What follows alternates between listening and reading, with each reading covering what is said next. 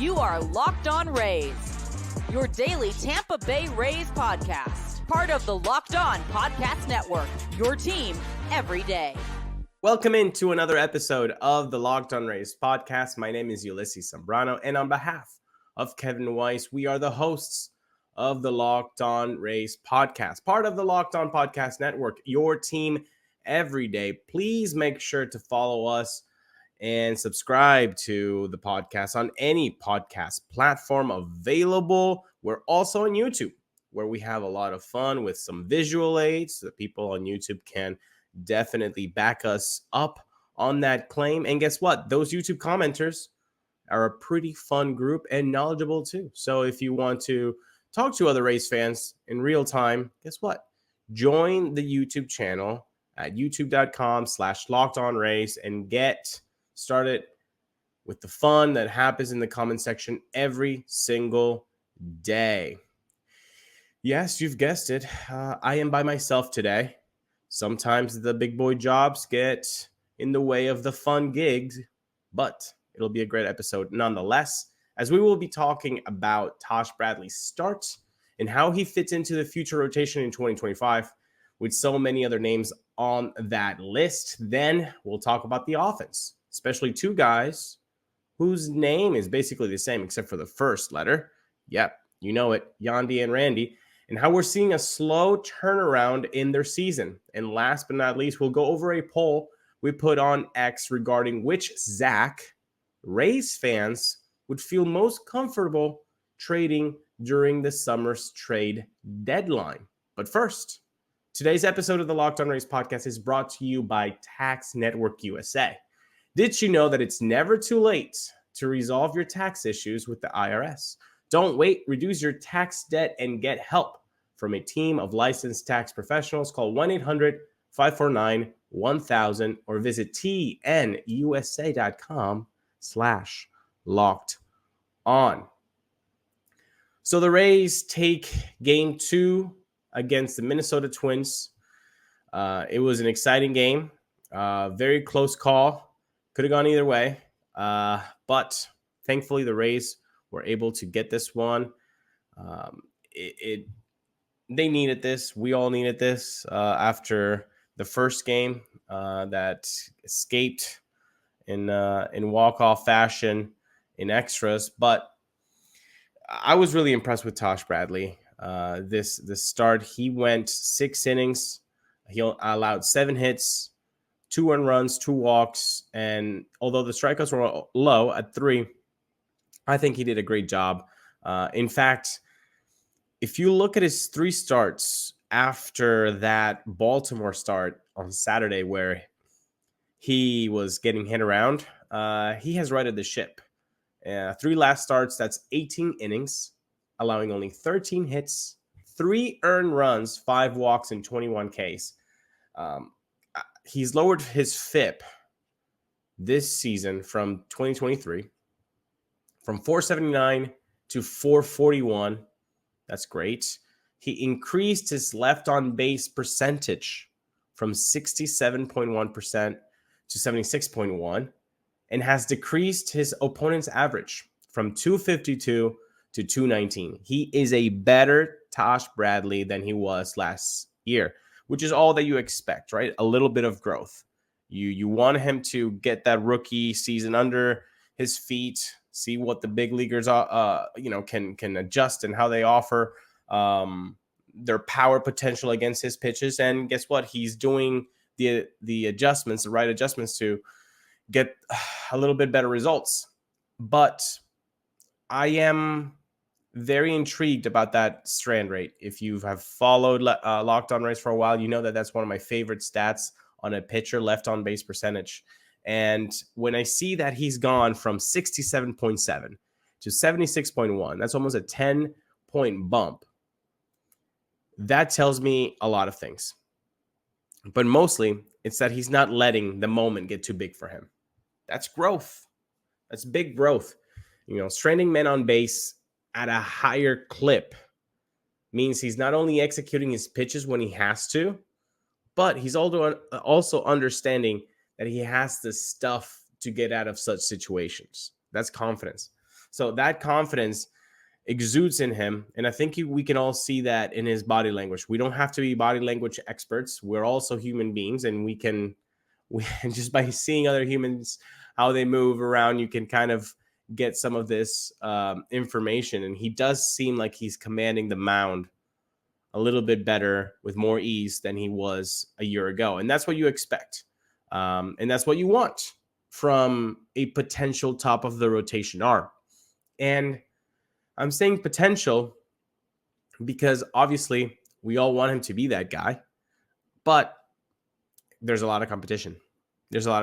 And if you look at the three young guys, the three young studs that this organization has, Bradley, Pepio, and Shane Baz, who's been really doing well the last few outings in Durham.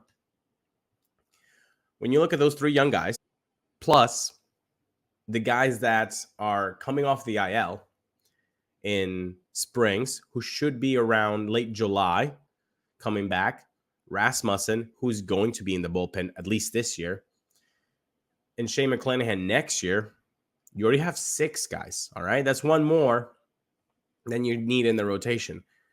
And you have 3 more guys that could possibly be traded this year. Zach Eflin, Zach Littell, and Aaron Savale. So you have 9 starters right now in your organization that I think we all most likely feel good about giving the ball.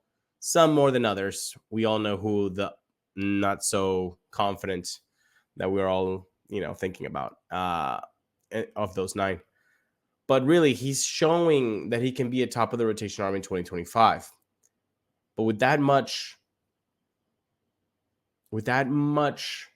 competition, can he be that guy? I think he can. I think he's impressive. I think the strikeout stuff is uncanny. He's really honest, almost 30% K rate.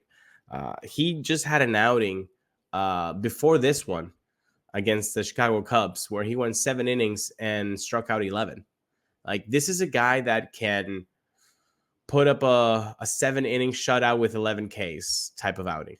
That's an ace. And so when you talk about all of the rotation possibilities for 2025, I think it's safe to say that we should feel good about what Taj has been doing this year. And if he has improved from 2023 to 2024, imagine what he can do from 2024 to 2025.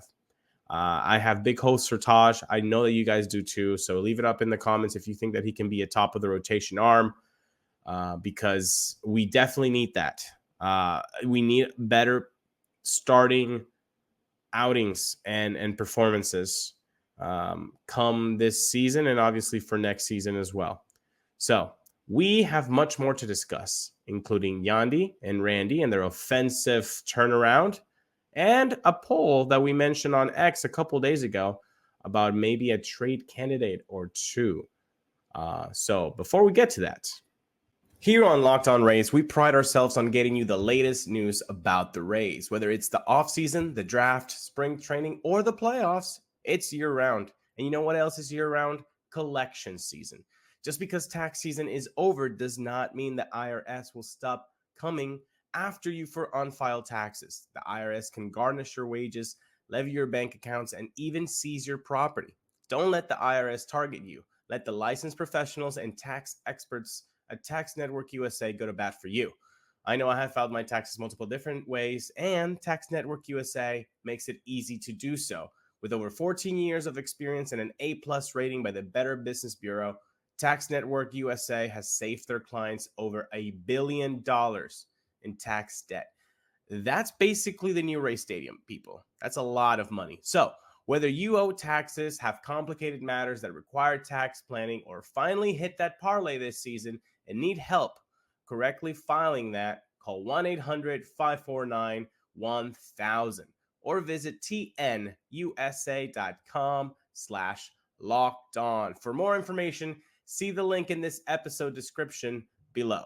Today's episode is brought to you in part by Policy Genius, which is the smarter way to buy insurance. Their proprietary technology makes it easy, to compare personalized quotes and policies from top-rated insurers side by side. With Policy Genius, you can find life insurance policies that start at just $292 per year for $1 million of coverage. Some options offer same-day approval and avoid unnecessary medical exams. They work for you, not for the insurance companies. You can check life insurance off your to-do list in no time with Policy Genius. Head to policygenius.com/lockedonMLB. That's LOCKEDONMLB. Or click the link in the description of today's episode to get your free life insurance quotes and see how much you could save. Again, that's policygenius.com/lockedonMLB. You have got to check out Locked On Sports today. It's a free 24/7 sports streaming channel program for you every day to bring you the biggest stories. It's part of the Locked On Podcast Network, your team every day. So let's talk about Yandy and Randy, who have been disappointing most of the season, especially because they are the big anchors of this offense. You can add Brandon Lau in there too, but with the injury concerns and the injury history, he's kind of gone down in the podium on that regard. So Yandy Diaz and Randy Arozarena. Let's talk about Yandy first. After yesterday, he has extended his on-base streak to 21 games. In the month of June, he's actually hitting .319 and a .742 OPS. Now, the average is nice.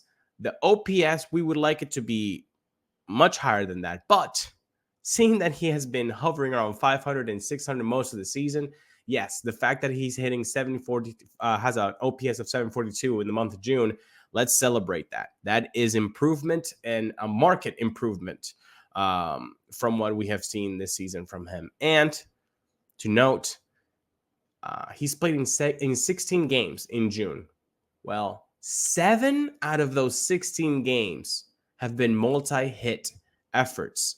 This is the Yandy Diaz that we know he can be. We understand that maybe the contact is still happening. The line drives are occurring with more frequency.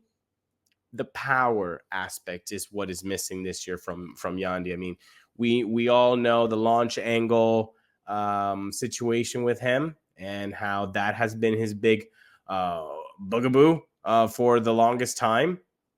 But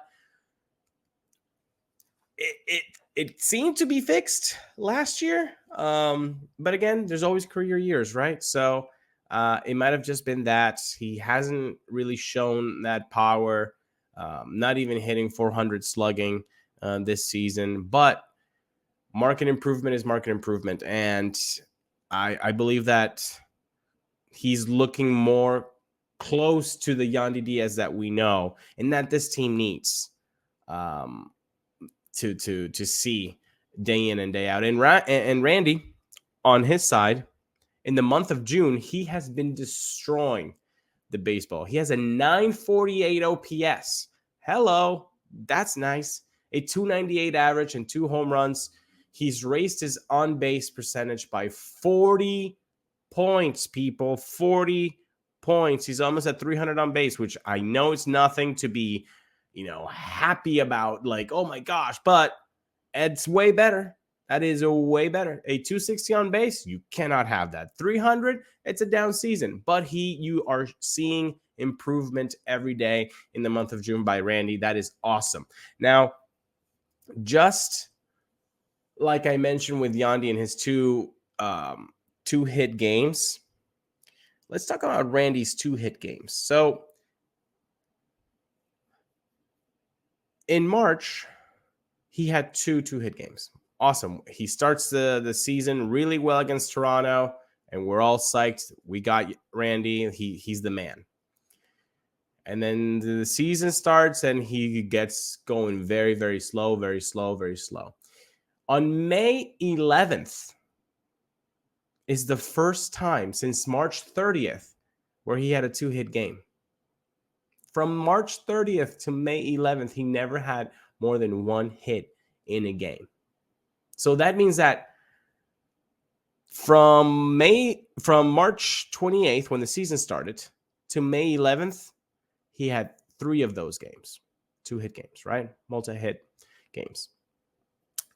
He already has 3 2-hit games in June.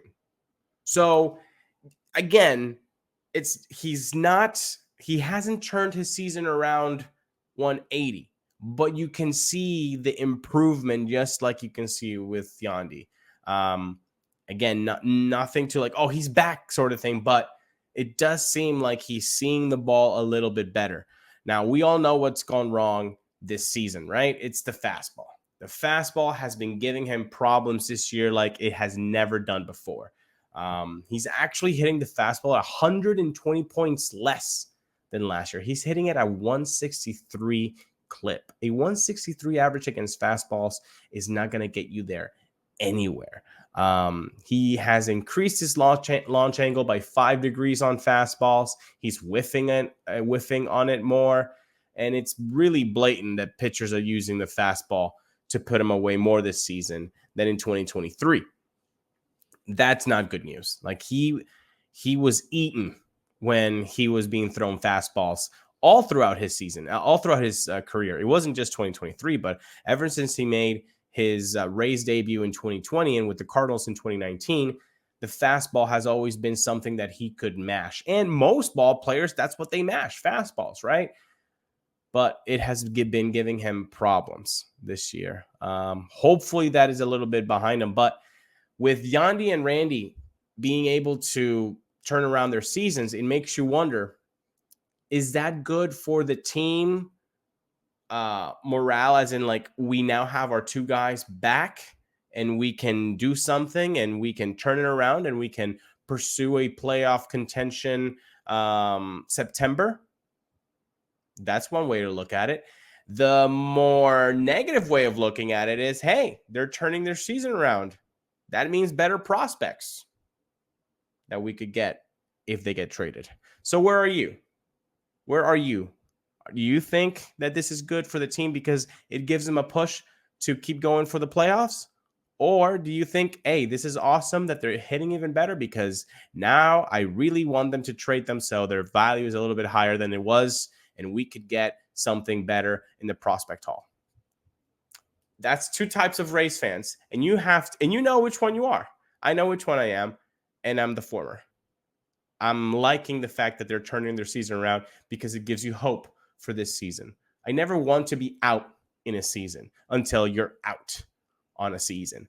So hopefully the team can turn it around. But if by July 31st, it looks like it's going to be very, very difficult, well, in the case if Yandy and Randy are still doing really well, hopefully those prospects that Neander and company can get from somebody else would be beneficial. Up next, we're going to talk about a poll that we put on X debating which Rays starting pitcher Rays fans would prefer to trade during the trade deadline. Who could that be, people? Well, let's talk about that next after this. You all know that instant confidence boost you get from an outfit that makes you look really good. Well, that's what you can get with Stitch Fix. Easily upgrade your wardrobe this year with a professional stylist that helps you find new, on-trend favorites that will work for you. I mean, you can just give your stylist your size, style, and budget preferences. You order boxes when you want and how you want with no subscription required. And then they send 5 just for you pieces, plus outfit recommendations and a pro styling advice that you should really want. So if you don't love something, guess what? You can just send it back. Shipping, returns, and exchanges are always free. So why don't you just get a style that makes you feel as good as you look and get started today at stitchfix.com/MLB and get $20 off your first fix. You don't always have to wear baseball jerseys, people, or shorts. Get something that'll make you look good. Again, that's stitchfix.com/MLB for $20 off. stitchfix.com/MLB. You must redeem within 7 days of sign up. Well, let's talk about that poll, people. We put it on X a couple days ago. Here we go for those on YouTube. Zach Littell or Zach Eflin. With Eflin, you would be saving $18 million next year to use for the offense, but you would be losing your one veteran starting pitcher in the rotation. With Zach Littell, you could be selling high before the wheels come off, or you'd be losing your most stable starting pitcher. Who would you trade, Rays fans? 60% of you said I would trade Eflin. 19% said I'd trade Littell. 12% said, don't trade either. What are you doing to my favorite team, man? Come on, snap out of it. And 9% said, no preference. I could give blank less. It was a fun idea because, on one hand, yeah, there are savings and with Eflin, and you could potentially get a little bit more of higher prospect graded players back. The issue with Eflin, there's also injury risks, right? The one thing we know about pitchers is once you have an injury, you are more injury prone than those that do not. That's just science that we have statistics to back that up. With Littell, he has been amazing since joining the rotation last year with the Rays. But when is the bubble going to burst with Zach Littell? Could that burst, or is he just a good starting pitcher now? We don't know that, right? Do you know that? Maybe the Rays know that. No, actually, the Rays might think they know that nobody really knows, right? So it's a fun exercise to think, which one you would go for. When we put it on X, we did get some comments, and I want to give some shout out to some people here. Argenis Rashad, friend of the pod, said, to me, veterancy plus being the ace is way better than stability. So I would rather keep Eflin. Rasmussen and Springs' return will make Littell's absence much easier. Well, let's talk about Ras and Springs a little bit. So Springs is due back late July, and Rasmussen a little bit later than that. But Rasmussen is not going to be pitching in the starting rotation, people. He's going to be in the bullpen. So the bullpen's going to get a bump. That's awesome. And Springs is going to slide into the rotation. Now, I would very, very highly doubt that you're going to give the ball to Springs and say, go get 7 innings for me, pal. Not going to happen. Now, does that mean opener plus Springs? I don't think so either. They're going to treat him as a starter. But could he go 3 innings instead of 5, 6, then 4 innings? Maybe. I could see that happening. So just because Springs comes back does not necessarily mean that we're going to see Springs have 5, 6, 7 inning outings as soon as he comes off the IL. At Ravens, Bucks, and Bulls, what a combo. Eli says, hold the line, boys. Stop stressing about Eflin's contract numbers. Once the team is healthy around him, things are going to get better in 25. Eli. In 25, so not in 24? Interesting. At Brian Sports SH1 says, you'd get more of a return on Eflin, but he's a respected veteran on the team. So maybe not the wise thing to do is deal him. Add in, he wanted to come here, close to home. He's a guy you can sign. Littell or Savale would be the ones I would look to trade if you deal a starter. Eli responds to him, I agree, but not a lot of teams are lining up for Savale. The return on Littell will be minimal, in my opinion, and not worth it. Could be, but you don't think a team that would be looking for a stable third, fourth arm in their rotation would be very interested in Littell, especially the fact that he doesn't earn that much money? I don't know, Eli. I think you're selling Zach Littell a little bit short there. At MLB, Suratsky says, Littell doesn't carry any sort of true value come deadline time. He doesn't move the needle for anyone.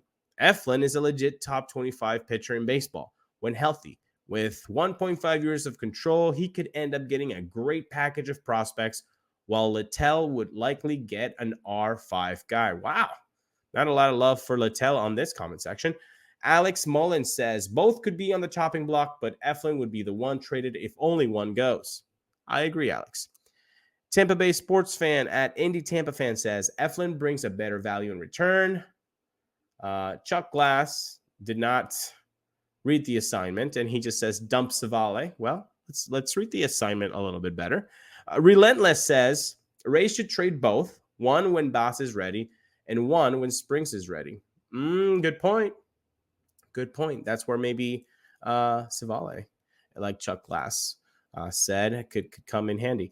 And Nosy, last comment of the post, says, I voted no preference because simply would part ways whichever yields the bigger return. I would assume Eflin, but I don't know. I could be wrong. Nosy, what a down the middle answer. Love it. Love it. I agree. I think whoever can give you something that you need is the one that you trade. Because with the way that the Rays have underperformed this season, combined with the fact that there are plenty of arms coming in 2025, would it make sense to trade from a position of strength to help a lackluster position? And we all know which position I'm talking about, behind the plate. I think it makes sense. I think it makes sense. And the Rays are in a good position in the rotation in 2025 that they should look into obtaining a catching prospect or a young catcher in the big leagues for a good starting rotation arm. Okay, you have enough in the rotation that you could make a big trade to get something that's going to propel you into being a favorite in 2025. What you need is a good catcher behind the plate and offensively. And I know that there aren't that many, even though there are a few out there. You have to pull the trigger. This team is good enough and has enough good arms. I know you can never have enough arms, especially in the Rays system. You can never have enough arms. But right now, with 9 starting pitchers, I would feel okay with parting with 2 of them if a good hitting catcher comes back with a lot of team control. I think that trade is out there. Hopefully, Neander and company can make it happen for us, and we would be a little bit more happy come that trade, and hopefully in 2025. Thank you so much, all of you, for joining us today. That will wrap up this edition of the Locked On Rays podcast. Thank you always for making us your first listen every day, everydayers. Coming up on the next Locked On Rays podcast, we have Evan Klosky for a fun Friday episode filled with baseball trivia and Name That War. So stay tuned for that. Stay safe, and we'll see you tomorrow on Friday.